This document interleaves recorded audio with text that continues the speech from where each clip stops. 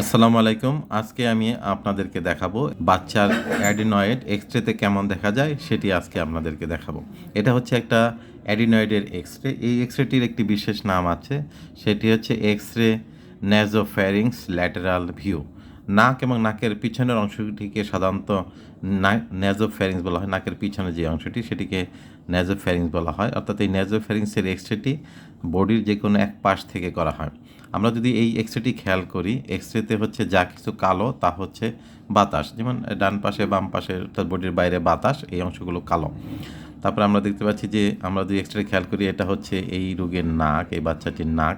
এই কালো অংশগুলো হচ্ছে নাকের দুই পাশে যেই বায়ুকুঠুরি থাকে, সাইনাস বলে সেগুলো, এবং এইখানে হচ্ছে এই যে সাদা অংশটি, এটাই হচ্ছে আসলে সেই অ্যাডিনয়েড বাচ্চা।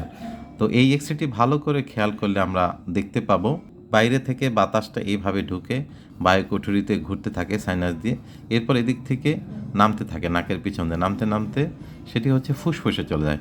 তাহলে এইখানে যে বাতাসের লাইন সেটা কিন্তু ঠিক আছে, দেখা যাচ্ছে, কিন্তু এই নাক দিয়ে যখন সাইনাসের পরে যে অংশটা, এখানে কিন্তু আর কালো দেখা যাচ্ছে না। অর্থাৎ এইখানে বাতাসটা কোনোভাবে বাধাগ্রস্ত হচ্ছে। এইখানে যে আমরা দেখতে পাচ্ছি যে এটি হচ্ছে অ্যাডিনয়েড। এই অ্যাডিনয়েডটা, এইটা হচ্ছে এই সাদা অংশটি হচ্ছে মাথার হাড়ের অংশ। এই হাড় থেকে এইখানে সফট প্যালেট বা আলাজিহ্বা যে অংশটি আছে, এইখান থেকে যদি এই জায়গাটিকে ব্লক করে দেয়, এই অংশটিকেই আসলে ন্যাসোফ্যারিংসের অংশ। তাহলে এই অ্যাডিনয়েডটি বাড়তে বাড়তে এখান থেকে বাড়া শুরু হয়েছে। এটা নর্মালি থাকে অ্যাডিনয়েড, কিন্তু এত বড় থাকে না। বাড়তে বাড়তে দেখা যাচ্ছে যে নাকের পিছন যে বাতাসটি নামে, অক্সিজেন বা বাতাস নামে, সেটি বাধাগ্রস্ত করছে।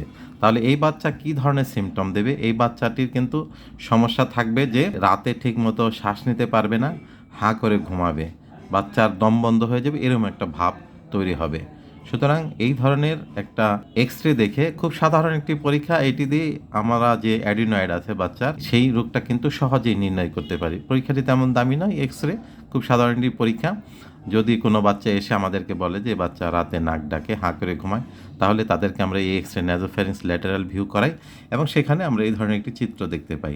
তাহলে এটা যেহেতু প্রায় পুরোটাই বন্ধ করে দিয়েছে, অ্যাডিনয়েডটা বাড়তে বাড়তে এতটা বেড়ে গিয়েছে যে তার বাঁচার যার কোনো রাস্তা নেই, তাহলে এই ক্ষেত্রে হলো অপারেশন। এই বাচ্চাটির জন্য অপারেশনের নির্দেশনা আছে। অর্থাৎ আমরা বাচ্চার এই অ্যাডিনয়েড প্লাস সাথে দুটো টনসিল, প্যালাটাইন টনসিল বলে, জিহ্বার দুই পাশে দুটো টনসিল থাকে, প্লাস অ্যাডিনয়েড, এই তিনটা অপারেশন একসাথেই করে দিতে হবে। তাহলে এই বাচ্চাটি পুরোপুরি সুস্থ হয়ে যাবে, এবং বাচ্চার নাক দিয়ে এদিক দিয়ে বাতাস ঢুকবে, এবং এদিক দিয়ে সহজেই বাতাসটি আমাদের ফুসফুসে যাবে।